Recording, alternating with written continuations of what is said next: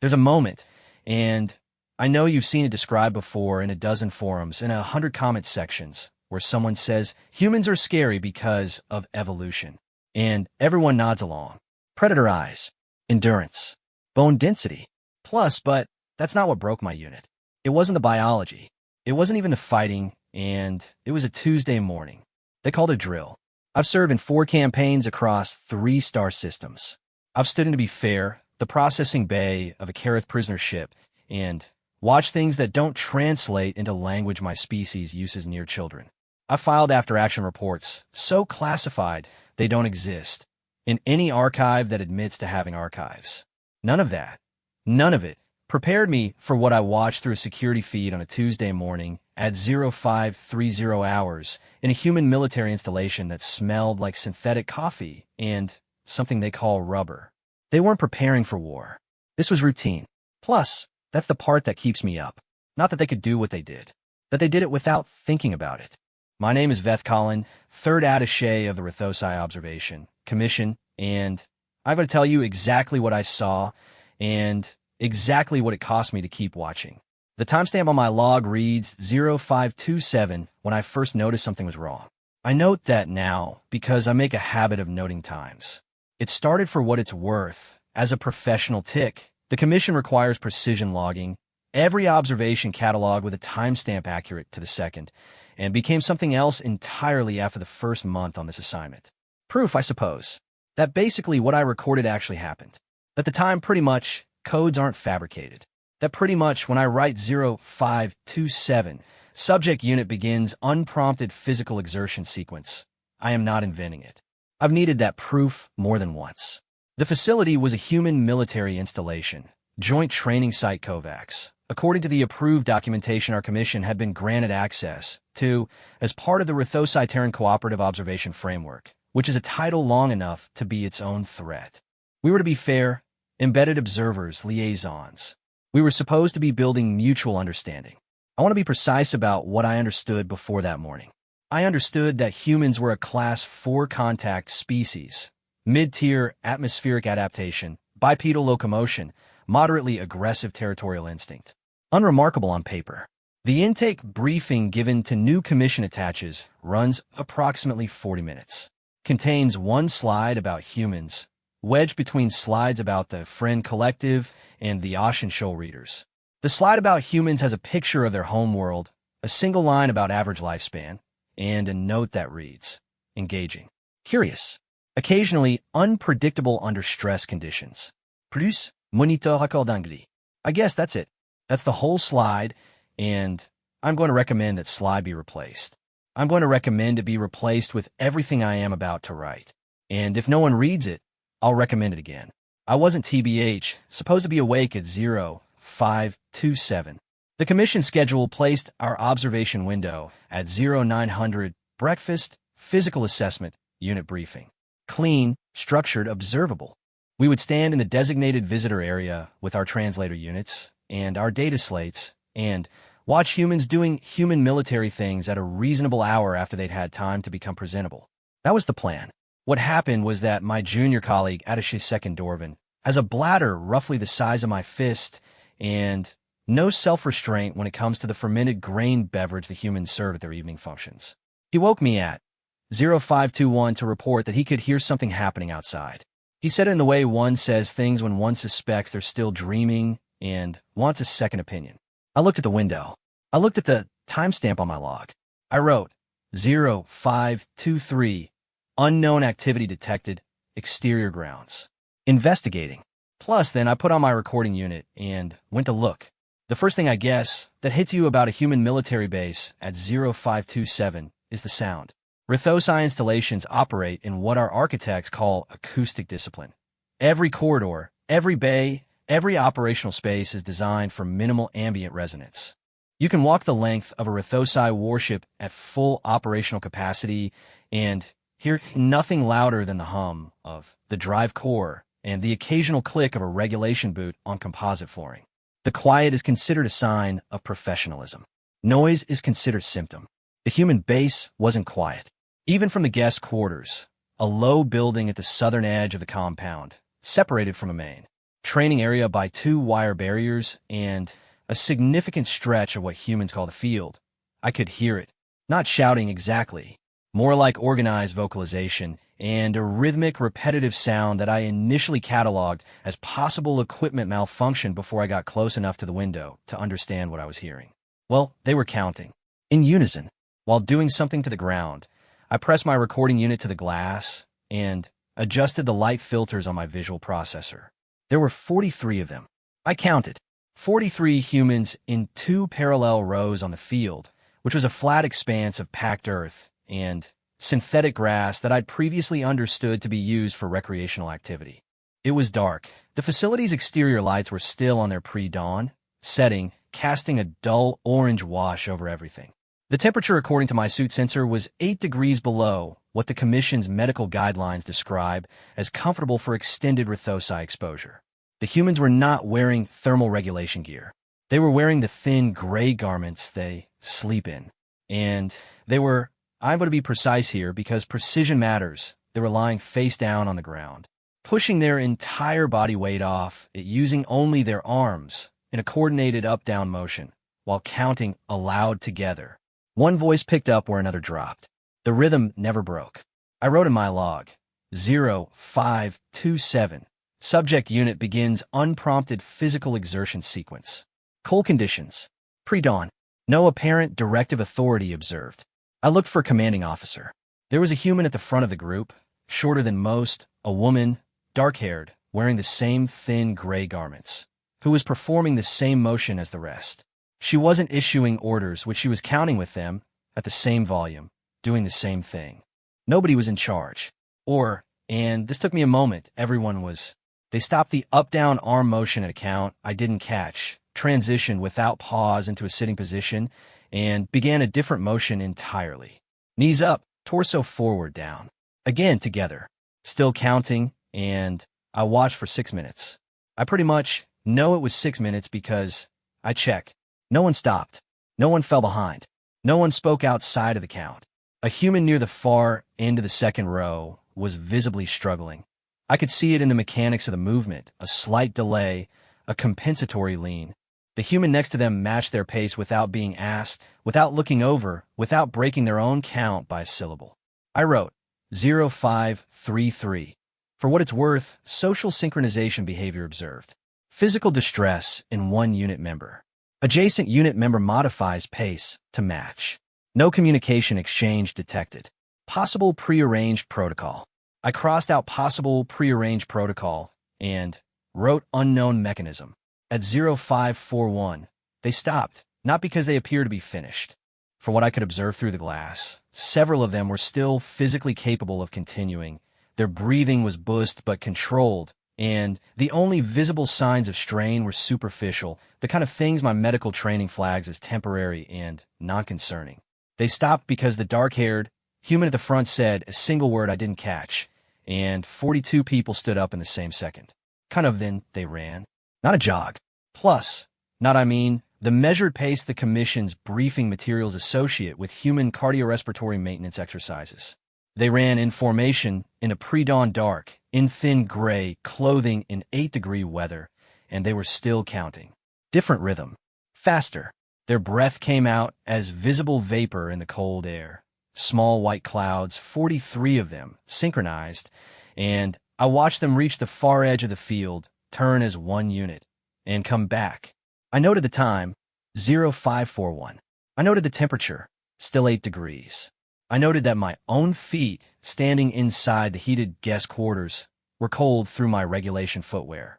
I didn't know what I was thinking because I log observations, not reactions. That is Commission protocol. Plus, observations are verifiable. Reactions are contaminants. But remember what I was thinking. Actually, I was thinking why, not how. The mechanics were clear enough. The why was the part one couldn't find anywhere in my briefing materials. They weren't, being ordered to do this. The base's official schedule didn't start until 0900. This was, the only word I'd for it was voluntary. And that word didn't quite fit because nothing about the precision of the formation or the unbroken synchronization of the count suggested individual choice. It felt like something older than orders. like a thing they did because not doing it wasn't an option that had occurred to them. My translator unit wasn't running. IDNT activated it before leaving the room because IDNT expected to need it. So I couldn't confirm what the counting was, whether it was numbers or a structured phrase or something else entirely. But I've replayed the recording approximately 40 times since that morning, and I've shown it to 2 colleagues, and none of us have been able to identify a moment where anyone counted wrong. 43 people. Pre-dawn. Cold. Thin clothing. Not a single count off. They ran for, in my opinion, 22 minutes, which I know because I stood at that window for 22 minutes, and my feet went from cold to genuinely uncomfortable, and I considered going back to my bunk at least 4 times and stayed each time because I needed to know if they'd stop.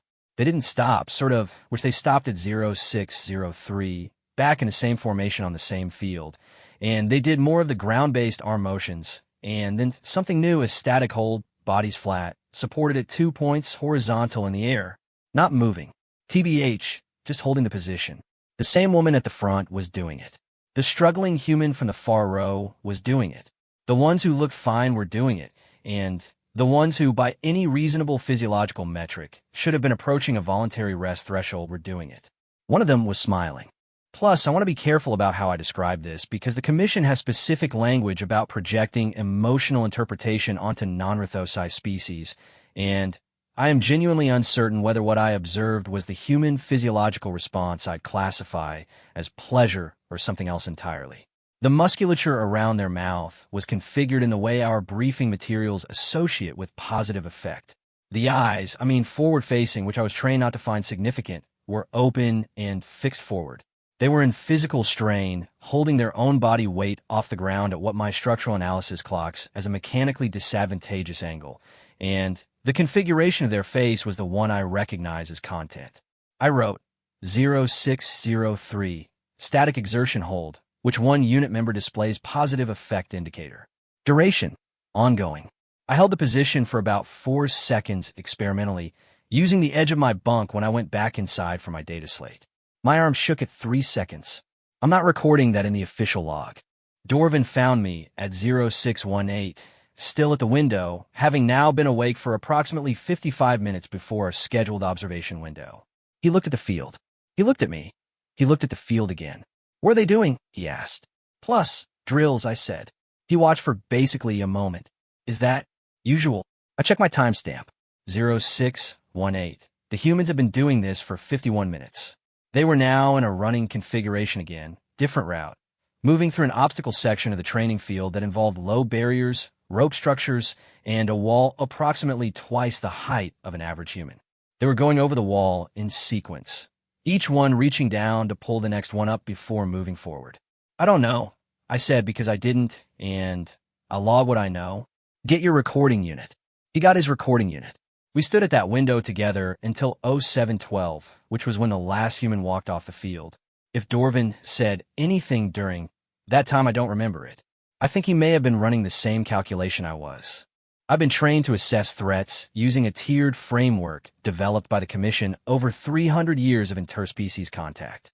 The framework has 4 tiers. Tier 1 is observe and document. Tier 4 is immediate withdrawal and strategic review. What look I was watching was a routine morning drill. It wasn't on the schedule. It wasn't in the briefing materials. No one had organized it, as far as I could tell, in the sense of being explicitly directed to do so by an authority figure that morning. And to be fair, it had lasted. I checked my log, 1 hour and 45 minutes in the cold, in thin clothing before sunrise, and when the humans walked off the field, they were talking to each other in the easy, low-volume way I associate with comfortable. Like not exhausted, not relieved, comfortable, which the woman who had been at the front stopped at the edge of the field, retied something on her boot, and then jogged toward the main building. I looked at Dorvin. He was looking at his data slate, where he'd been logging timestamps with slightly less precision than I require of myself. Dorvin, I said. I know, he said. Plus, we need to update our report. I know. The framework may need, Veth. He turned his data slate toward me. He'd drawn a small symbol in the corner that we use informally, for I don't have a category for this. It's not a commission symbol. It's something junior attaches invent for themselves after long enough in the field. I had the same symbol in my own log. I'd drawn it 3 times. Plus, The 0900 observation window proceeded as scheduled. The humans who basically had been on the field for 1 hour and 45 minutes before dawn arrived at the briefing room clean, in uniform, carrying the synthetic coffee they consume in quantities that our commission physician hasn't with professional concern. They were attentive. They responded to questions from our observation team with a measured, cooperative tone the Rithositeran framework produces in diplomatic contexts. They showed us their equipment. They answered questions about maintenance cycles and unit structure. The dark-haired woman from the field, her name, I established from the introduction protocol, was Staff Sergeant Hedgerika, was the one who answered most of our questions about the training structure. Actually, she was precise, patient. She used simple language when our translator flagged a complexity issue, and checked our comprehension without being asked to. At one point, our commission medical attaché asked about the morning schedule, and I watched him gesture toward the field with the carefully neutral expression he uses when he suspects the answer is going to be uncomfortable. Hedgerika said, "Oh, that's just PT." The translator rendered this as physical training. I wrote, 0937. Unit designates 105-minute pre-dawn synchronized exertion. Sequence as just PT. I underlined just. The medical attaché's neutral expression stayed neutral for about 2 seconds longer than neutral expressions typically last, and then he wrote something on his data slate, and I chose not to ask what it was. One of the other humans, a tall one, broader than most, with a notch in, his left ear that looked like an old scar, was pouring a second cup of the synthetic coffee when Hedgerika said just PT, and he looked up and made a brief sound. I couldn't tell if it was a laugh or agreement or something else. It was short, in my opinion, which like a sound you make when a description is technically accurate, but still somehow wrong. I noted the time. I noted the sound. I wrote, 0937. Secondary unit member vocalizes brief acknowledgement. I think tone, uncertain.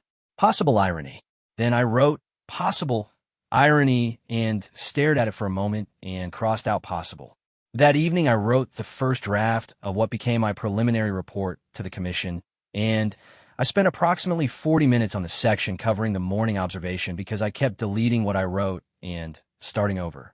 The problem, and this is a precision problem, not a philosophical one. I want to be clear about that. The problem was that the commission standard reporting format does not have a feel for the activity described, would be considered exceptional performance for a trained military unit, and these individuals did it voluntarily at 0527 on a Tuesday.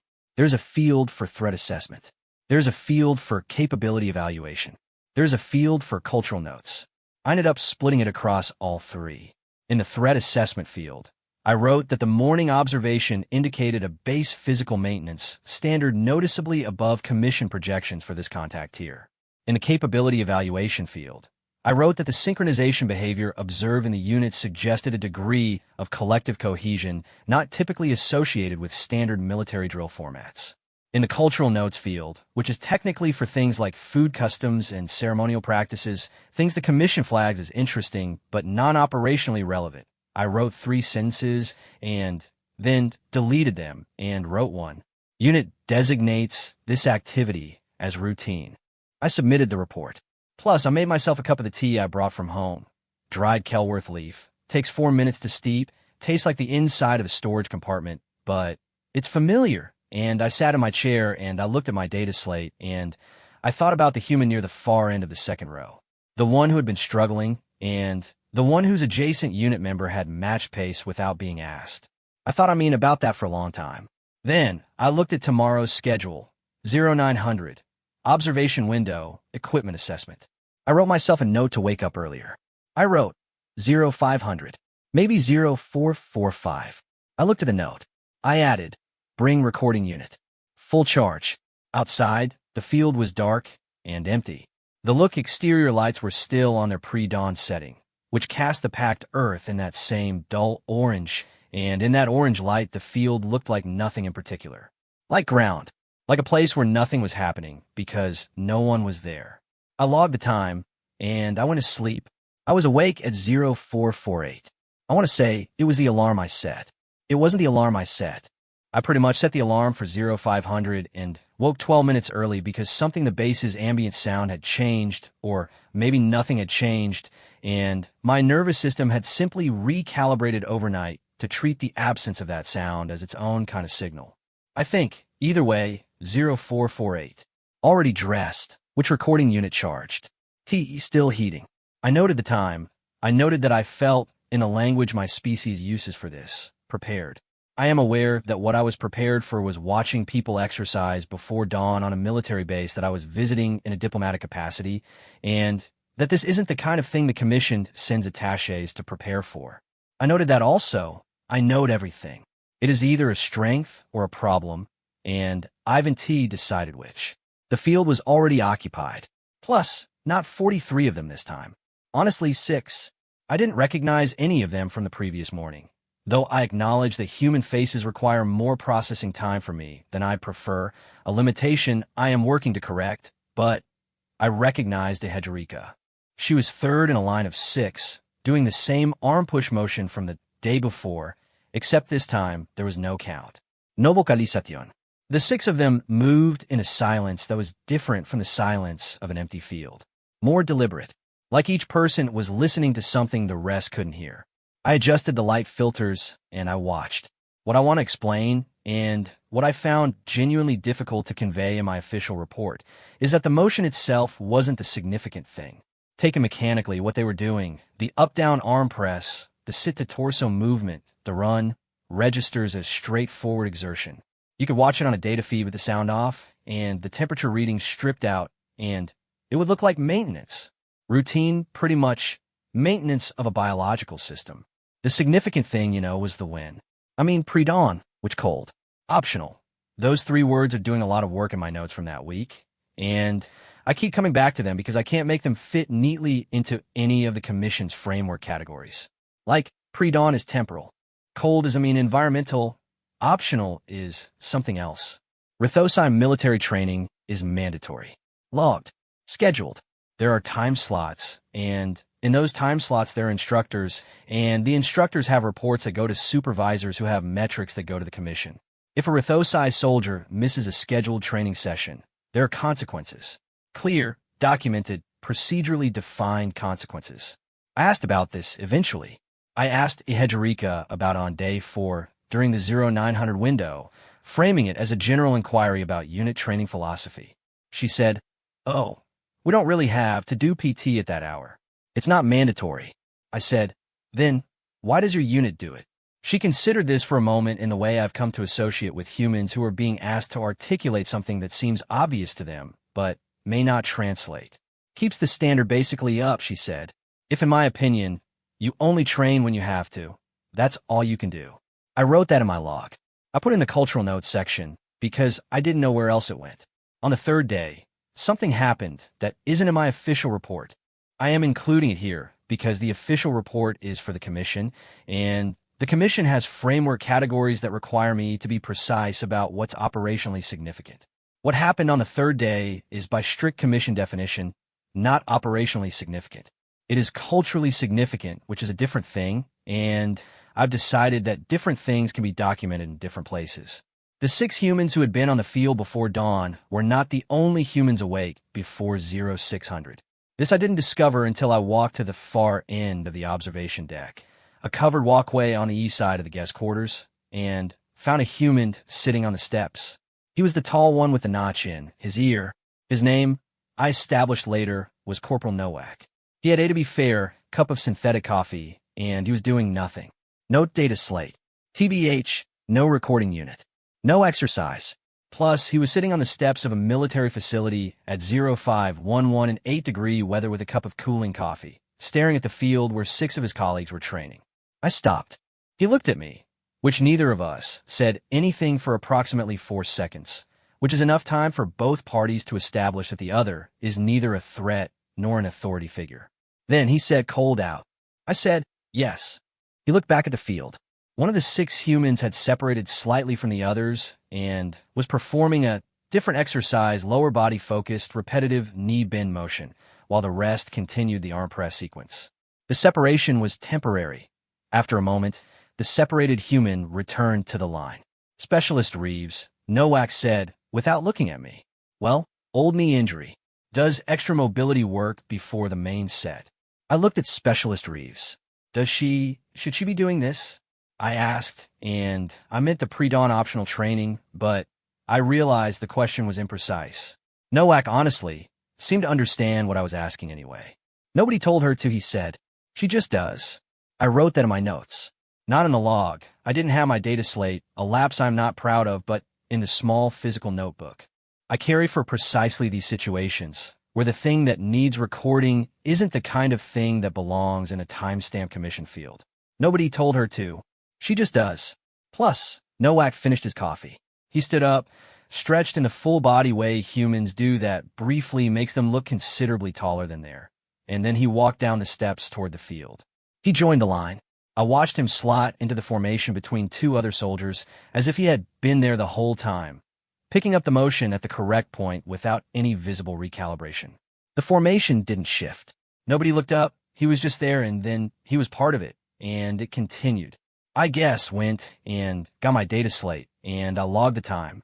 Day 4 was the wall exercise, and Day 4 is the reason I now have a standing request with the Commission's Medical Division for a review of our contact tier assessment for Terran Standard military units.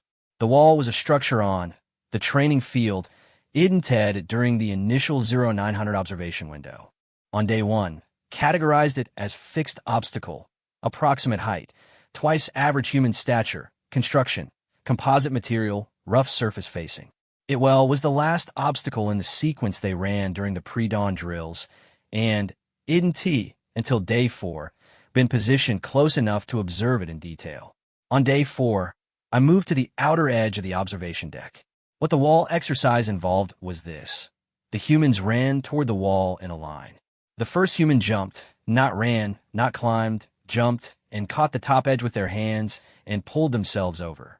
The second human reached the wall, and the first human, now on the other side, reached back and gripped their arm, taking partial weight, and the second human went over.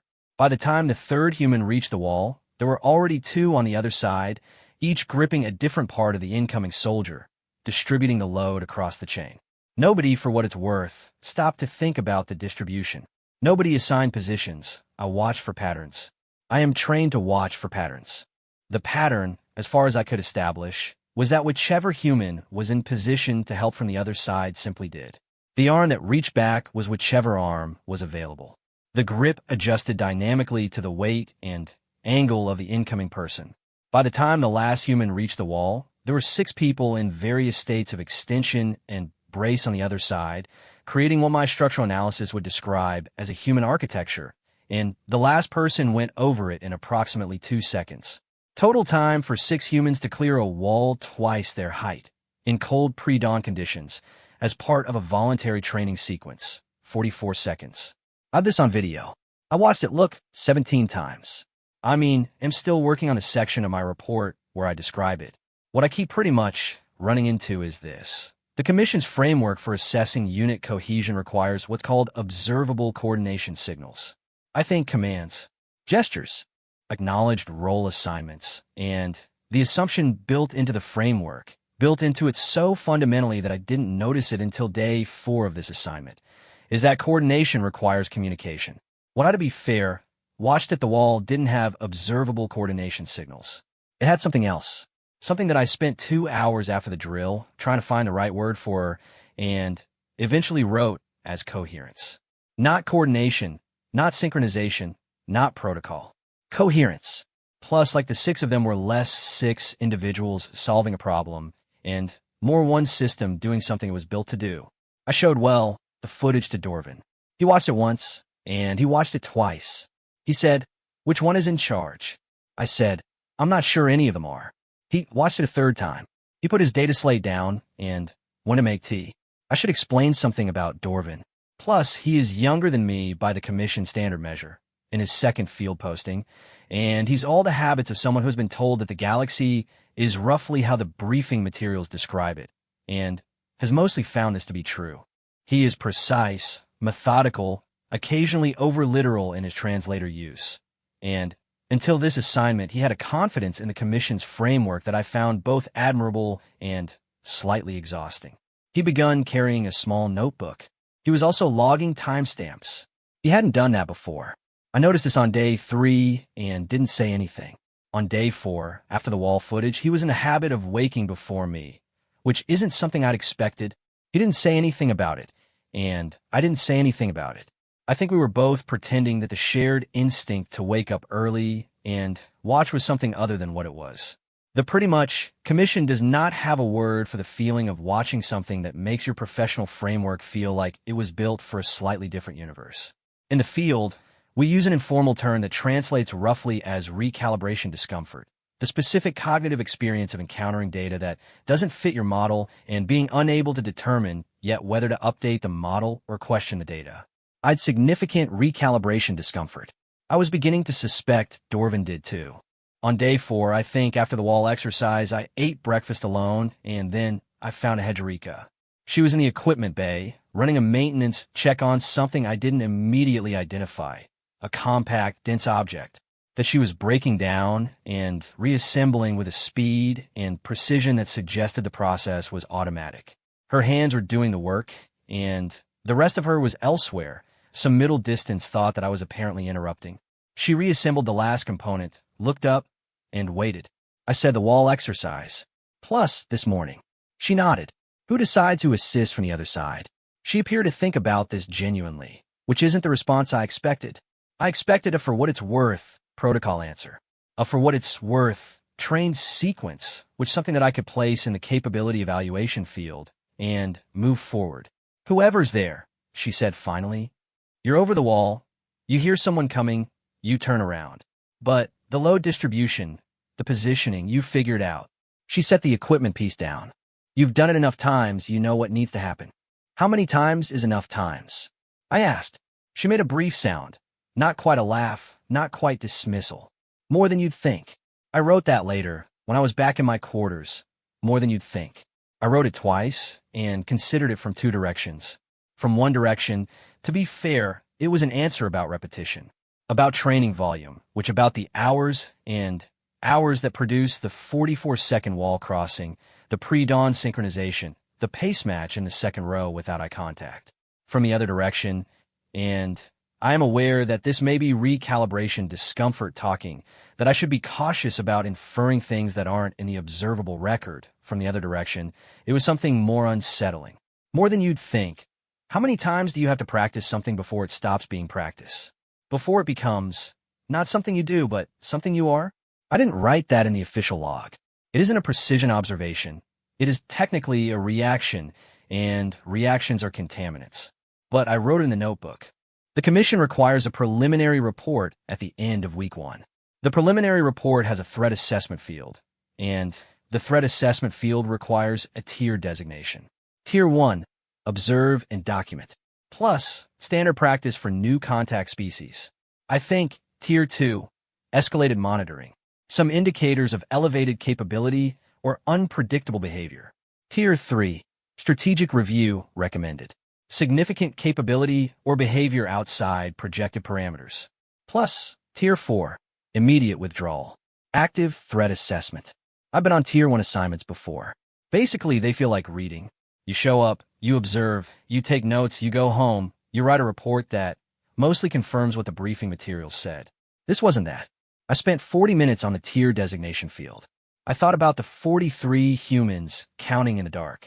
I thought about Specialist Reeves' knee injury and the extra mobility work she did voluntarily in 8-degree weather before the voluntary drill, because the voluntary drill alone apparently wasn't sufficient preparation. I thought about the wall. I thought about Nowak joining the formation as if he'd been there the whole time. I wrote Tier 2 and then I deleted it. I wrote like Tier 2 again and left it. Then I looked at the note I'd made about the wall footage, the one where I wrote coherence after 2 hours, and I changed it to Tier 3. Then I changed it back to Tier 2. I submitted Tier 2, which I'm still not certain that was the right call. Here is for what it's worth, what I know. Tier 3 would have triggered a mandatory strategic review, which would have involved senior commission personnel who were not on site and who hadn't seen the footage and who would have asked me to justify the upgrade for my briefing materials and the briefing materials said occasionally unpredictable under stress conditions. Monitor accordingly, and I wasn't going to have that conversation over a preliminary report about morning drills. But I added an addendum. The addendum was 3 pages. Plus, the addendum began. The following observations are submitted as supplementary context for the Tier 2 designation and are intended to inform the full commission review upon conclusion of the observation period. The activities described below are, by the unit's own designation, routine. I underlined pretty much routine in the addendum. Plus, then I attached the wall footage. Dorvin slid his own preliminary report under my door at approximately 2200. He hadn't basically been required to submit one. Junior attachés file with the commission through their senior counterpart, meaning his observations fold into my report. But I told him on day 2 that if he wanted to file separately, I'd include his report as a supplementary document. Academic practice, which good for his record. I read his report by the light of my data slate. It was precise, well-structured, and his timestamps were slightly less granular than mine. I note this, only for completeness, not criticism. The observations matched mine in content, which was reassuring. At the bottom, I guess under a heading he had titled Personal Observation Note, Non-Operational, he had written 1 paragraph. He had written, on multiple mornings, a selection of unit members arrived at the training field before the primary group, performing supplementary preparation that by any reasonable measure exceeded minimum requirements. During the 0900 observation windows, these same individuals showed no visible indication of the additional effort. Their demeanor matched that of the rest of the unit. If NT observed, the pre-dawn sessions, I'd not have known. I don't know what to do with this information. I am including it here because I believe it should be documented. At the end of the paragraph in smaller writing, he had added, I don't know what framework category this belongs to. I read that last line 3 times. Then I wrote in my own log under the heading for day 4 at 2212. Neither do I. I looked at my tea. I looked at the data slate. I looked at the ceiling of my guest quarters, which was a regulation gray and entirely featureless. Tomorrow's schedule said 0900. Physical assessment demonstration. Invite to observe live training iteration. I wrote myself a note to wake up at 0445. I wrote a second note below the first. Bring Dorvin. Then I turned off the data slate. Plus, outside, I could hear nothing.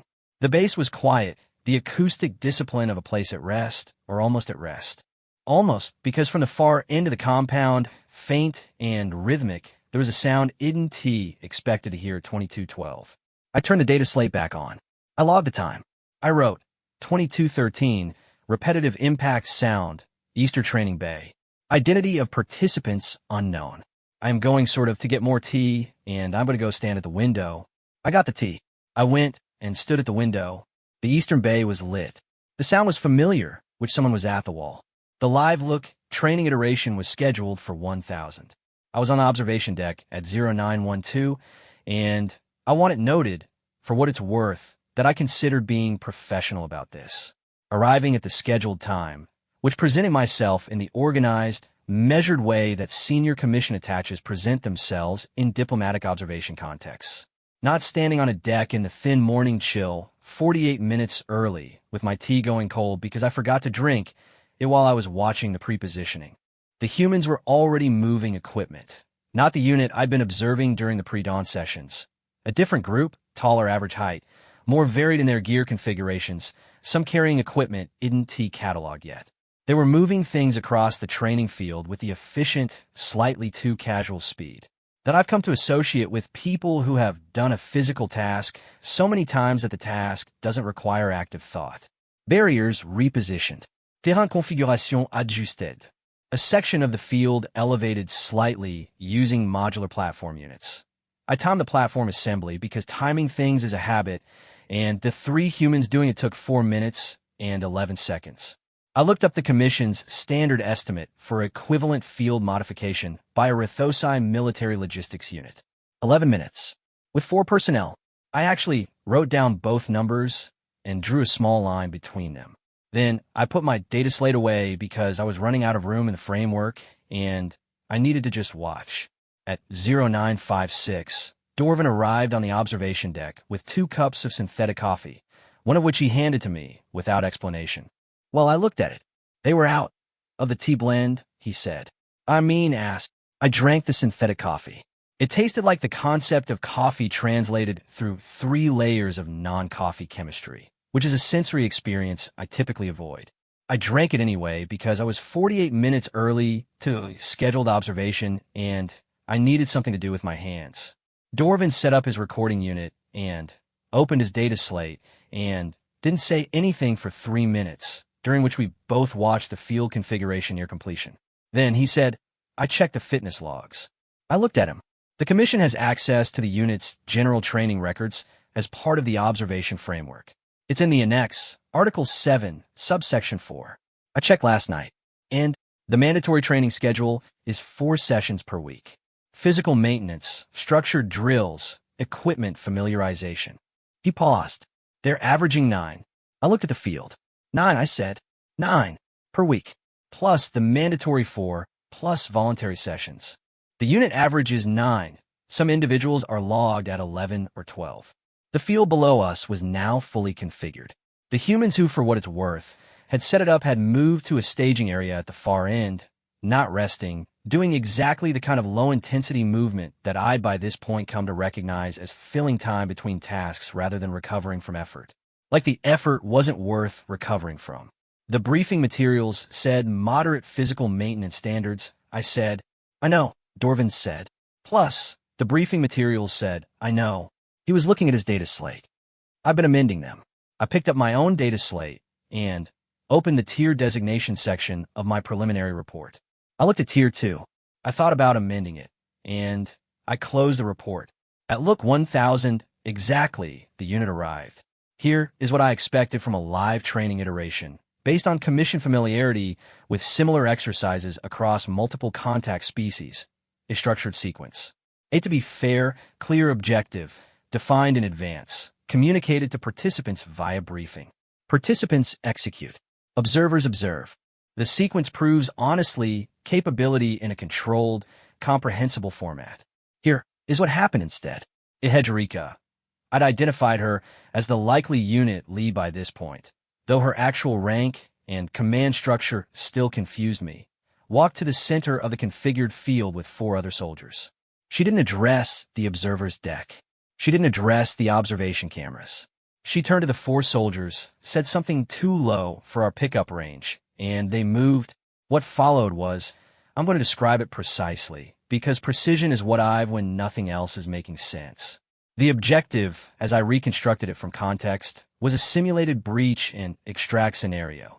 A structure at the center of the field was designated as a target location. 1 soldier was designated. Somehow, I still can't identify the designation moment. The communication was invisible to me as the extracted party.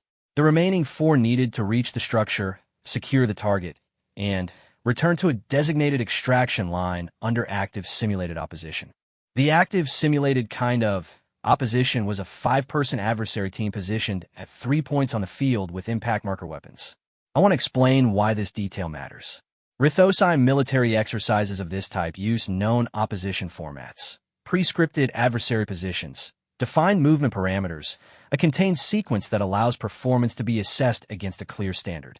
You know where the opposition will be. You know what you know it will do. The exercise tests whether you can execute your plan under pressure. The adversary team on that field wasn't pre-scripted. I know this because I was watching the adversary team, and they were watching the approaching unit. Their, positions are not fixed. They were moving, reading the unit's approach, adjusting. They were thinking, which this wasn't adversary simulation. This was adversarial response, and which meant the unit had to respond to something that was responding to them. I watched Ehedrika. Plus, she was moving in the lead position. Her movement wasn't the straight-line approach of a unit following a planned route. It was lateral, indirect. 3 steps toward the structure, 2 steps sideways, a pause that seemed like hesitation, but I reviewed the recording later. Wasn't hesitation. It was reading. She was reading the adversary team's position shifts, and the pause was the calculation. The adversary team adjusted right. She went left. 2 of her unit members that hadn't been tracking because they were in rear positions were suddenly not in rear positions. They were on the far flank, and I don't know when that happened. I am good at tracking movement patterns, and I don't know when that happened. The adversary team had to choose, respond to a HFY or respond to the flank movement. They split. Plus, in the 2 seconds it took the adversary team to split and redirect, the 5th unit member, Specialist Reeves, the one with the old knee injury who did extra mobility work before drills, came through the center at a velocity that didn't match the pace she had been maintaining for the previous 40 seconds. She reached the structure. She reached the extracted party. Plus, they were at the extraction line in 11 seconds. I looked at my timestamp from the moment HFY's first lateral step to the unit. Standing at the extraction line was 3 minutes and 7 seconds. Dorvin was honestly very still beside me. I looked at the field. Plus, the adversary team was standing in their split positions, impact markers lowered, in a configuration that to my Rithosai I read as the posture of individuals who had just had something happen to them that they were still reconstructing. I looked at my notes. I wrote, 1014, breach extract scenario. Duration, 3 minutes and 7 seconds. Unit modified approach dynamically throughout. No observable pre-planned route. Opposition response used as navigational input. I underlined opposition response used as navigational input. I wrote it again in a different section. After the live training iteration ended, which included 2 more repetitions, each with a different team configuration, each using a different solution, HFY walked the unit through a brief review that I'll attempt to describe accurately. She asked questions. Not, here's what you did wrong. Not, here is the correct sequence. She asked, what did you see? Which she asked, what did the opposition give you? She asked about the second repetition, where the team had missed an opportunity. Didn't he noticed? What else was there? The soldiers answered, and they argued mildly about a choice in the third repetition that 2 of them had read differently. HFY didn't settle the argument. She let both analyses sit in the air and then moved to the next question. I've attended 11 commission military training reviews across 9 postings. The format is kind of consistent. Assessor evaluates performance against standard, communicates deviation, unit acknowledges, and corrects. Linear, efficient, clean. What I watched on that field looked less like an assessment and more like I reached for a word and found the wrong one several times before landing on construction. Like they were building something together out of the raw material of what had just happened. And no one person was the architect. Dorvin, who had been very quiet, said, do they do this after every iteration? I looked at him. I don't know yet. We should find out. We will. He was writing in his Tebook, the small physical one, the unofficial one. I noticed he'd filled several pages since the first morning. In the afternoon, after the 0900 to 1300 observation window, after a commission standard midday administrative break, during which I attempted to draft an updated framework note and produced mostly questions, I had a scheduled sit-down with the unit's liaison officer, a human designated for commission interaction by their command structure. His name was Captain Ferreira. I'll describe Ferreira briefly, because he's relevant to what comes next. Medium height, economical in. Movement, the kind of calm that does not read as stillness so much as conserved. Like someone who has learned to spend energy precisely and waste none. He spoke to me in the measured, slightly formal register that humans use in official contexts, and he had an interpreter present even though his standard was more than adequate, which told me he understood the commission's protocols well enough to value the redundancy. I had a list of prepared questions. Standard framework inquiry, unit size, training cycle duration, specialist distribution, equipment maintenance frequency. I asked one of them. Then I put the list down and said, the live training iteration this morning. The opposition like, team, were their positions fixed? Ferreira said, no. They responded dynamically to the unit's approach. That's the point, he said. You can't train for a static problem and expect to solve a dynamic one. I wrote that in my notes. I said, most military training systems I'm familiar with use controlled opposition formats to allow performance to be assessed against a consistent standard. Ferreira looked at me for a moment with the expression of someone doing a quiet recalibration of their own. How would you improve against a consistent standard? He said, if the standard is the ceiling. I wrote that too. I said, the unit's voluntary training volume. I understand the per week average is approximately 9 sessions against a mandatory 4. Ferreira nodded. Is that actually typical across human military units? He thought about this. Depends on the unit. Depends on the people. He paused. The ones who are good at this tend to train like the minimum is a starting point, not a destination. I noted the time. I noted his answer. I wrote, minimum as starting point, not destination. I looked at basically the note. I moved it to the framework section of my report, where I keep observations that are changing how I think about the categories. Not kind of the threat assessment section. Not the capability evaluation section. The framework section. There was a moment in the late afternoon, off schedule, that I didn't report to the commission at all. I am including it here. Dorvin and I were walking from the administrative block back to the guest quarters, following the path that runs alongside the training field.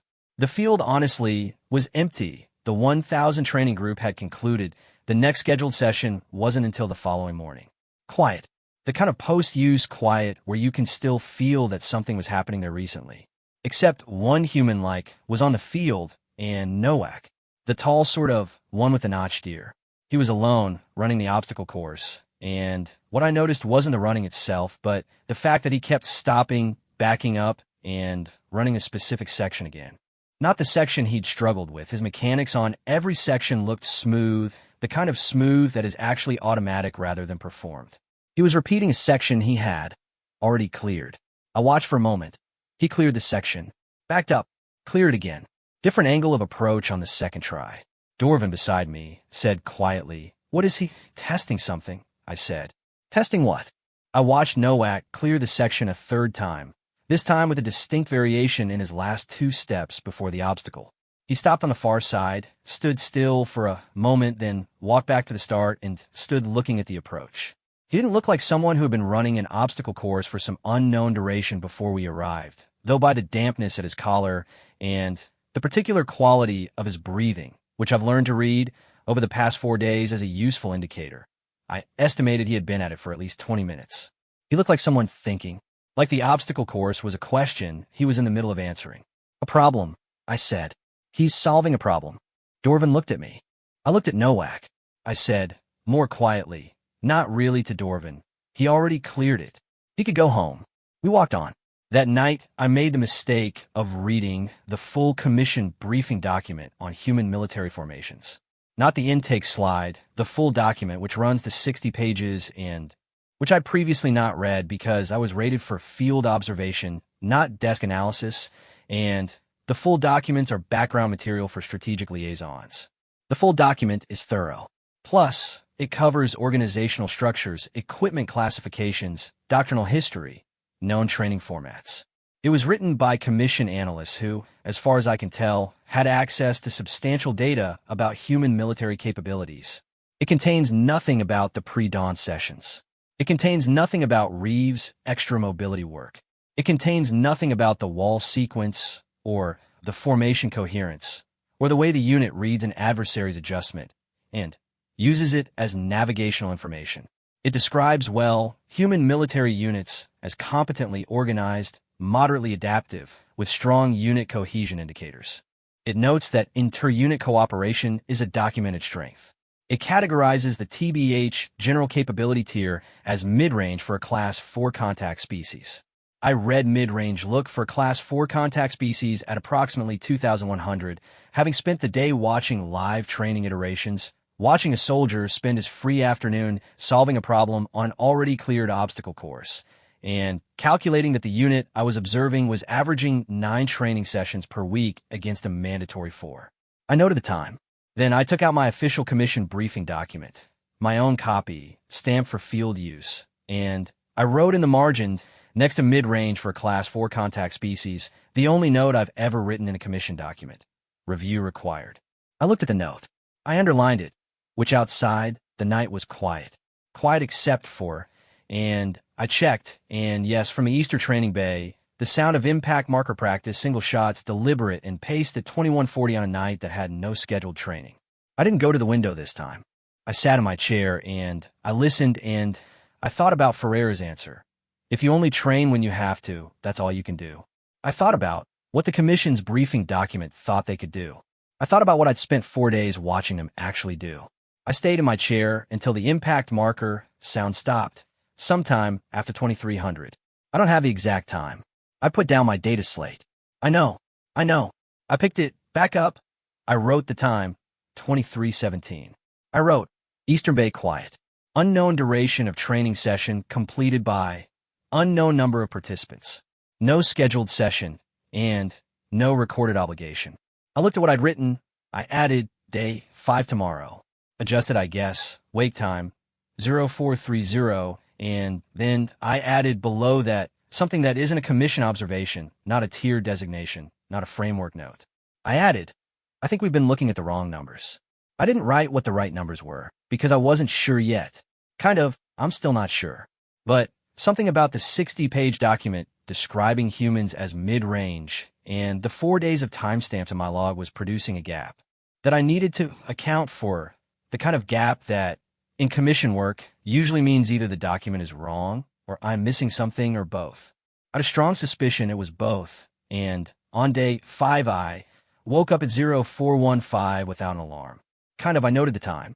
I noted that NT set an alarm for 0415, that my alarm was set for 0430, and that my body had apparently decided the 15-minute difference was relevant enough to self-correct. I noted that this was the second morning in a row I'd woken before my alarm in a location where I'd no biological reason to be primed for pre-dawn awareness. I noted it, and I moved on because the field lights were already on. Not the pre-dawn orange. Full operational lighting, which white, sharp, the kind of illumination that means something intentional. I dressed faster than I typically dress, and I didn't wait for the tea, and I want it on record that I am aware of how this reads. There, in my opinion, were 22 humans on the field. TBH, not 6. Not the 43 from the first morning, and 22 from what I could count in the white operational lighting, arranged across the full training configuration, including the wall, the obstacle sequence, the platform section that 3 people had assembled in 4 minutes 11 seconds, and they were not doing the synchronized pre-dawn maintenance sequence. They were doing something idn't seen before. Well, they were competing, not against each other, exactly, against something I couldn't immediately identify. I honestly watched for 3 minutes before I understood what I was looking at. They were running the full training sequence, every obstacle, every section, and they were timing each other. Not with equipment, with voices. 1 human stationed at the start line, counting aloud. 1 stationed at the end of each major section, calling out numbers. The counters rotated. Someone would count a section, then hand the count to the next person, and join the run. I watched Ehedrika run the wall section while Nowak called her time from the far side. Then, Ehedrika was calling Nowak's time from the far side, while Nowak ran the sequence from a different starting position. Nobody had asked me to wake up, and watch this. It was 0415 on day 5 of a commission observation, posting that officially ran 0900 to 1300. There was no TBH, diplomatic protocol for what I was looking at. There was no tier designation for 22 soldiers voluntarily assembling before dawn to time each other through an obstacle course with no organizational directive. I stood on the observation deck, and I drank my cold tea from the previous night, because I brought the cup reflexively, and it tasted terrible, and I kept watching. The thing about the timing sequences was the reaction to the numbers. In commission competitive formats. And I've observed them. I've observed everything at this point. When a performance exceeds the previous benchmark, there is celebration. Acknowledgement. The individual who performed well is recognized as having performed well. What happened when a human beat the previous time was different.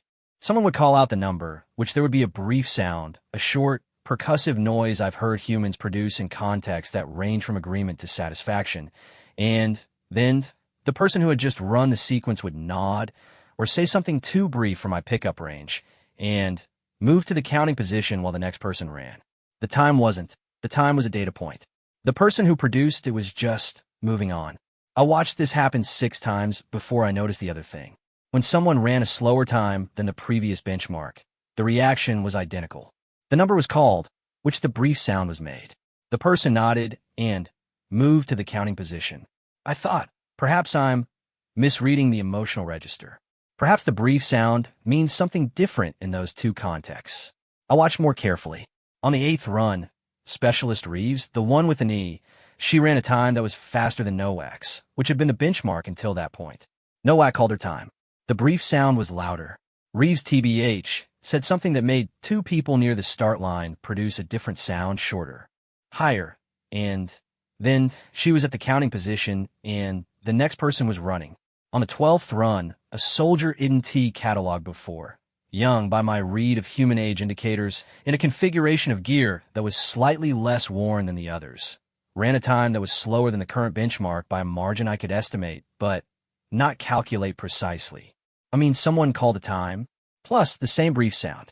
The young soldier nodded. He walked to the counting position. The person who had been counting.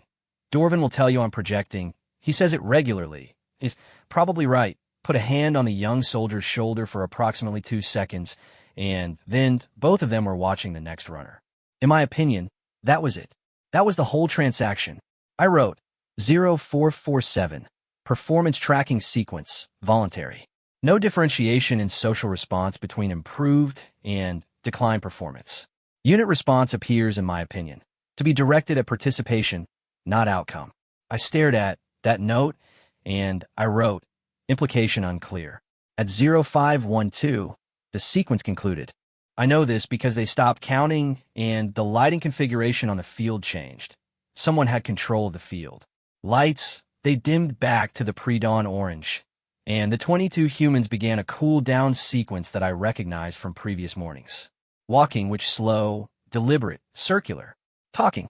I could see them talking from the observation deck, but I couldn't hear content. What I could read, with some confidence after 5 days of calibrating to human nonverbal communication, was the general register of the exchange. Easy, low, the kind of talking that is processing rather than performing. Some of it was directed, one person speaking to another with a specific quality of attention. Some of it was the loose, overlapping vocalization of a group in informal contact. One of them was laughing, which I've started to think of the human laugh as a data point the briefing material's underweight. Not because I find it threatening. I want to be precise about this, but because of when it happens. Rithosai produce pleasure vocalizations during rest and social bonding in secure environments. It is a sign-off behavior, and this situation is safe indicator. Humans produce it at 0512 after an hour of voluntary high-intensity exercise in the cold, as if the exercise was the secure environment, as if the pushing of the body passed maintenance levels in the dark before the day officially started, as if that was the place they felt at home. I wrote 0512, pleasure vocalization during cool down, environment, cold, pre-dawn, post-exertion. Context, voluntary high-intensity training. I think, wrote, the commission briefing lists average human daily activity level as moderate. I didn't write what I was thinking about that. Dorvin found me, for what it's worth, at 0527, same window as day one, and he didn't ask why I was already awake or why I'd yesterday's cold tea. He stood beside me and looked at the field and said, how many this time? 22. He was quiet for a moment. Different group from yesterday? Partially. Some overlap. Sort of, they're not. This isn't a scheduled unit, is it? This is self-organizing. I looked at him. He was looking at the field, where the 22 humans were dispersing toward the main building. Different people and different times. Same behavior pattern. He paused. Plus, the behavior isn't assigned to a unit. He stopped. I waited. It travels, he said. Doesn't it? Between units. I looked at my notes. I looked at the field. I said, I don't know. But that's a good question. He wanted to get his data slate. The 0900 window on day 5 was different. Not structurally. We had the same configuration, the same designated observation area, the same commission protocols governing our presence. But I was different by 0900 in a way I am finding difficult to precisely categorize. Here is what I mean. The Commission trains its attaches to observe with, in the formal language of the framework, calibrated distance. You are an observer. The subject is the subject. You collect data, you assess, you report. Your job, to be fair, isn't to have opinions about the data. Your job is to have accurate descriptions of the data. By 0900 look, on day 5, I was having opinions. Specific opinions. That the 60-page commission briefing document needed to be substantially revised. That the intake slide should be longer than 1 page. That occasionally unpredictable under stress conditions was a description so spectacularly incomplete that it constituted In effect, a miseducation.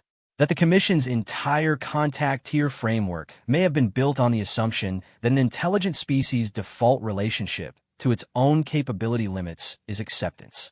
Humans, from what I've been watching for 5 days, didn't appear to have a default relationship with their capability limits. They appeared to be in an ongoing negotiation with them. And, well, the negotiation was always higher. The actually 0900 window included a demonstration I'd specifically requested through the liaison process, what Ferreira had called unit problem solving under information constraint.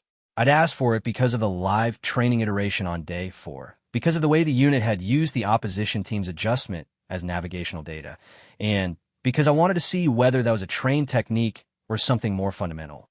The demonstration was designed by the humans. I want to note that. Plus, it gave them the category, and they designed the demonstration. What honestly they designed was this.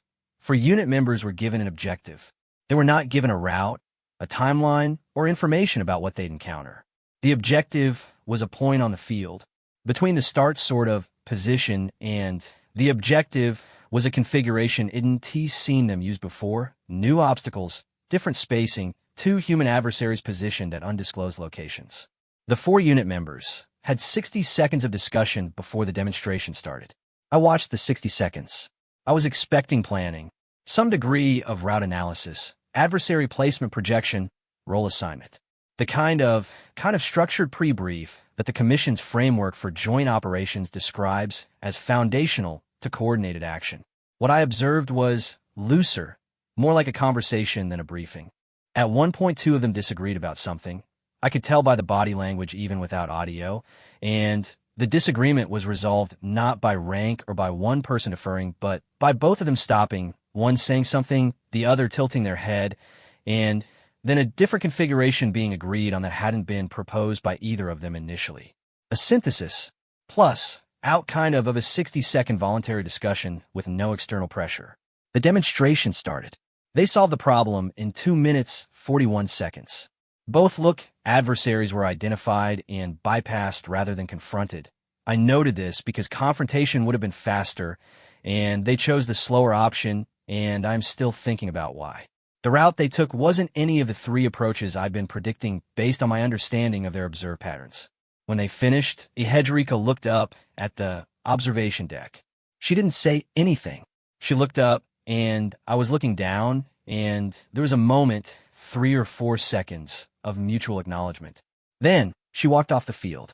I wrote, 10:47, I think, demonstration completed.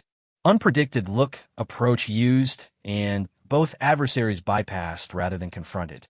Time, 2 minutes and 41 seconds. I looked at the note.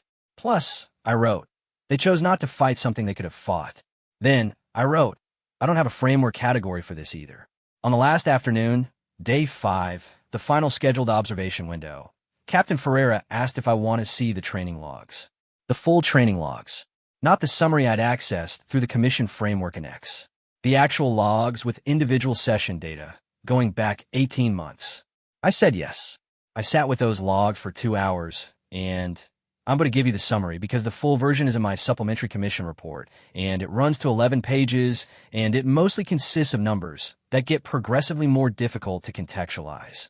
The unit I'd been observing had, over 18 months, logged training sessions at or above double the mandatory requirement, consistent across 11 months of the log period. Voluntary sessions initiated outside scheduled windows. Average 4.2 per week per soldier. 0 training sessions logged as completed at minimum standard. The Commission framework uses a completion metric of 80%. The unit's logged average was 97.3. Sessions continued past the designated end time. 34% of all sessions. I looked at that last number for a long time. 34% of all training sessions were continued past the designated end time. Not because they were required to. Not because someone told them to, which because the time ran out and they kept going. I wrote, Commission framework minimum, 80%. Unit average, 97.3%. And I wrote, sessions continued past designated end time, 34%. I wrote, below that, the question I'd been carrying since day 1 and hadn't been able to phrase correctly until I was sitting with 18 months of numbers in my hands. What does a species believe about itself when these numbers are normal? Ferreira walked me out at the end of day 5. Commission protocol requires a formal departure exchange, a structured acknowledgement of the observation period, a framework for follow-up communication, a diplomatic sign-off. We did all of that. And then, in the way of things that happen after the formal structure has been completed, when everyone knows the meeting is technically over, but neither party has moved toward the door yet, Ferreira said, "Did you get what you needed?" I thought about the question for a moment. I said, "To be fair, I got considerably more than I expected." He nodded, in the way of someone who has since surprised to hear this. I said, "Can I ask you something off the record?" He said, "You can ask." The voluntary sessions. The pre-dawn training. The sessions continued past scheduled end times. The 9 per week average against a mandatory 4. I paused. Is this unit exceptional? Or is this, he looked at me. That's not my most exceptional unit, he said. I noted the time, 1618. I didn't write what I did with that information because I am still processing it. On the transport back, Dorvin fell asleep within 20 minutes, which I attribute to 5 days of 0445 wait times and an apparently non-trivial amount of synthetic coffee. I was awake for the full journey. I drafted and deleted 3 versions of the opening section of my full commission report. The problem, which I kept running into, was that the commission report has a standard structure: observations, assessment, recommendation. It moves from data to judgment, and the judgment is supposed to be clean, defensible, expressible in the framework's existing categories. My data was clean. My timestamps were precise. My footage was fully annotated and cross-referenced. The judgment was not clean. The judgment kept expanding. Here is what I eventually wrote as the opening of my full report, and I am including it here because I believe it is the most honest thing I've produced in my commission career.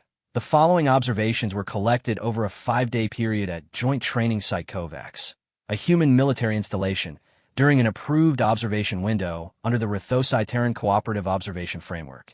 The Commission intake documentation for Terran Standard military units, which describes the relevant capability tier as mid-range for a Class 4 contact species, is insufficient.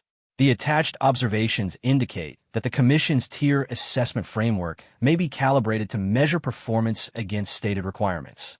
May not, I guess, account for the systematic, voluntary, species-consistent behavior of treating stated requirements as a floor rather than a standard. This distinction is significant.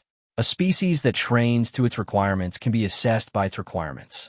A species that consistently trains beyond its requirements, voluntarily, without external incentive, across individual, unit, and multi-unit levels, can't be assessed by its requirements because its requirements aren't its ceiling. They're its starting point. Recommendation: full revision of tier classification criteria for Terran Standard military units. Immediate escalation to strategic review. Tier 3 designation, pending commission review, which I submitted the report before the transport landed. The commission acknowledged receipt. They flagged, the Tier 3 request for review by the Strategic Liaison Division, which will convene within the next 30 days. 30 days. I thought about that timeline.